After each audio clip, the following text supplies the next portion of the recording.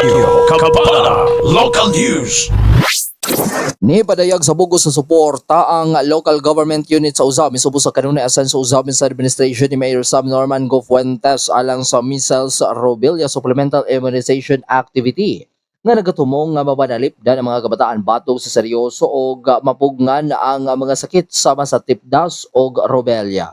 Si Mayor Sam Norman Go Fuentes kauban ni City Councilor Katkat Lim uban ang DOH-10 officials sa City Health o Provincial Health Office uban sa pag-abag ni Governor Henry S. Winal mismo nangulo sa mga kalihukan ng ibigayon sa Malawang Covered Court.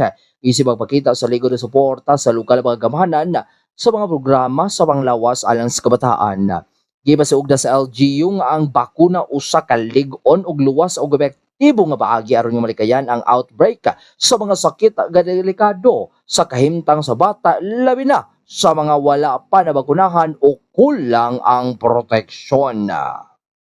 I have to manangyo, nangayo po ko sa inyo nga inyong pahibawon po ng atong mga silingan. Kaysa kinatibukan yun, kung atong pagahuna-unaon, ang kaugmaon sa ato ang dakbayan, sama sa ilang buyon, nakalatay ni sa ato ang mga kabataan. Kung dili nato sila maprotektaan karon,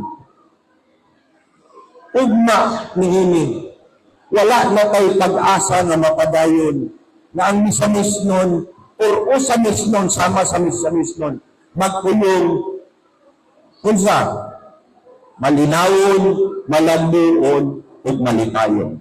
Mao katong tingog ni Ozoma City Mayor Sam Norman Go Fuentes samtang gibanawagan usab ang tanang mga ginikanan na og tigatiman sa mga bata nga nagedad og 6 kabuan hangtod 59 kabuan kadalon ang ilahang mga anak nga nabakunahan man o wa sa labing duol nga health center o gitakdang vaccination site gikan Enero 19 hangtod Pebrero 13 ning nagpadayon nga tuig.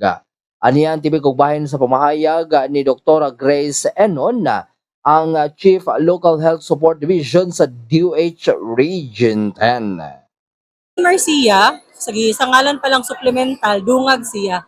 So ngano ato man ni siyang gi-implementar tungod kay nagtaas atong kaso sa measles o rubella or sa tipdas.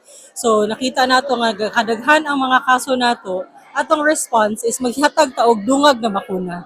So kaning dungag nga bakuna on top ni sa ilahang routine nga immunization, kung makahatag ni siya og dungag nga protection sa ila. Kinsa nga mga kabataan nato unsa edad na pwede maka-avail nimo? So atong target population is mga bata nga ang edad og 6 to 59 months or bata nga nag 6 months na pero wala pa siya nag 5 years old.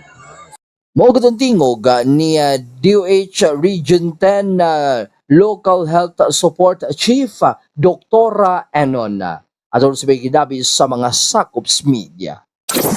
Alang sa DXDD, ang Radyo Kampana, ang radyo sa simbahan, kini si W4 Glen Reyro Luna dan Ag Sarakbayan. Radyo Kapala Local News.